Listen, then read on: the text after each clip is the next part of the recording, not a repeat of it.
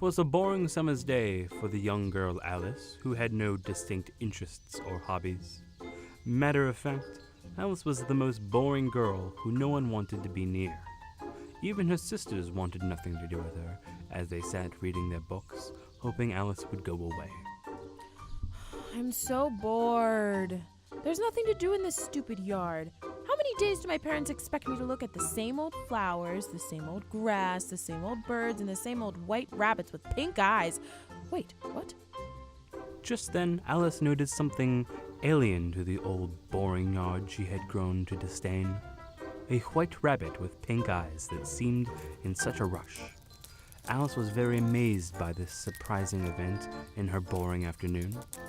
Then the rabbit spoke. Oh, shit, I'm gonna be late. Huh, a rabbit that can talk. A quite rude one on top of that. The vulgar rabbit pulled a clock from its pocket. Oh, I didn't mention that the rabbit had clothes? My bad. That's a pretty nice pocket watch. The rabbit then hurried down a rabbit hole. Alice jumped up and ran over. I don't remember this giant hole in my yard.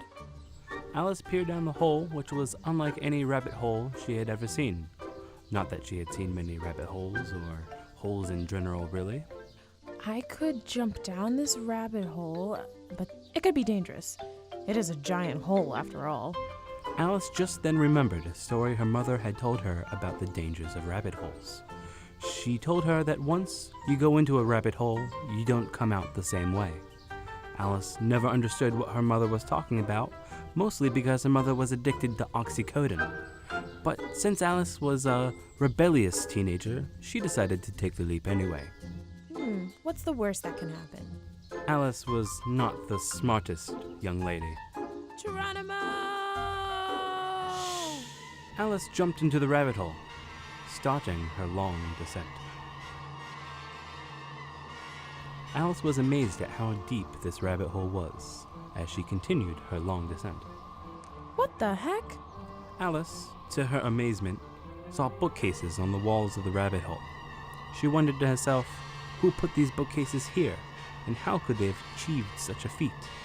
Did they use ropes and ladders? Why did they even put them here? I wonder what's in these books. Alice looked through the books and found the pages were empty. I don't know what I expected. 5 hours later. Alice was still falling down the rabbit hole with no signs of stopping. Okay, this is getting ridiculous. When the hell am I gonna hit the ground? Are you talking to me? Yeah, this is taking forever. Well, I don't know. Yes, you do. You're the narrator. Well, I don't want to spoil it for you. Oh, come on. I've been falling for hours. Can you please? Alice suddenly hit the ground. Alice surprisingly had not died upon impact. She was rather in extreme pain, though. Ugh, my face. Alice then rose to her feet. Once she was up, she noticed the white rabbit again, going down a hallway. God damn it, it's getting so fucking light. Alice followed the rabbit, but it disappeared around the corner. Dang, rabbit, where did he go? Alice now found herself in a hallway with many doors around her. I guess it had to go through one of these doors, but they all look locked. Looks like I'm trapped. But just then, Alice noticed a table with a key on it. Oh, the key to my problems. After making this rather tasteless pun, Alice went to try and unlock all the doors, but the key did not fit in a single one. What's the use for this stupid key if it doesn't fit any lock? Is someone messing with me? Alice then noticed a curtain. What? Now where did this curtain come from? Confused, Alice walked over to the curtain where the tiny door was hidden. The key looked like it fit into its lock. This must be the door for the key. Hell yeah. Alice used the key to open the tiny door to see a pretty garden. Dang, that garden looks way cooler than my boring yard. The only problem was the door was much too small for big ol' Alice to fit through. Oh, I knew I should have went on that diet. Hey look, something to drink. Alice saw a strange bottle now on the same table that the key was on.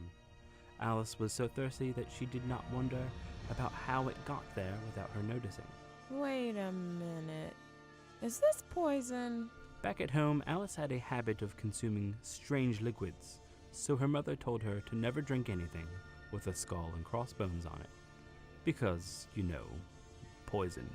I don't see any skulls, but I do see bones. But thankfully they aren't crossed. Alice quickly drank the liquid. Hey, this is pretty good. Tastes like purple Kool-Aid. After consuming the mysterious potion, Alice began to feel strange. Ooh, what's this feeling? Alice had never felt this way before. Her entire body was quivering. This is some good stuff, man. But before she could fully enjoy the sensation, Alice began to rapidly shrink. I didn't know this was Slim Quick. But Slim Quick it was not. Alice shrunk to the size of a rabbit by chance.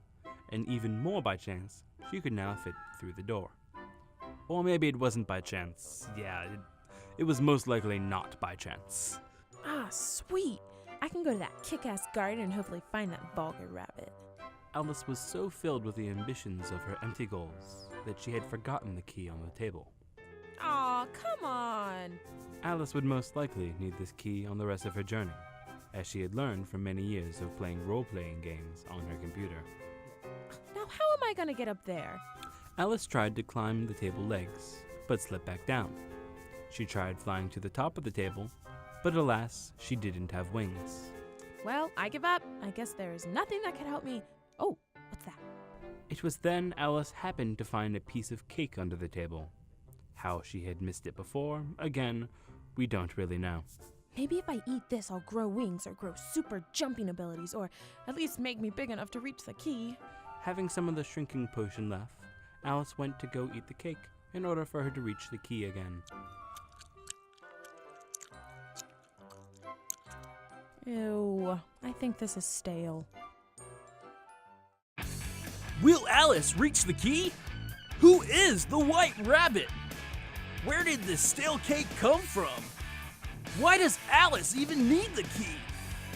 What is on the other side of the door? Will Alice's mom overdose on Oxycontin? Why am I bleeding? Will I file my taxes in time? Find out next time on Alice in Wonderland.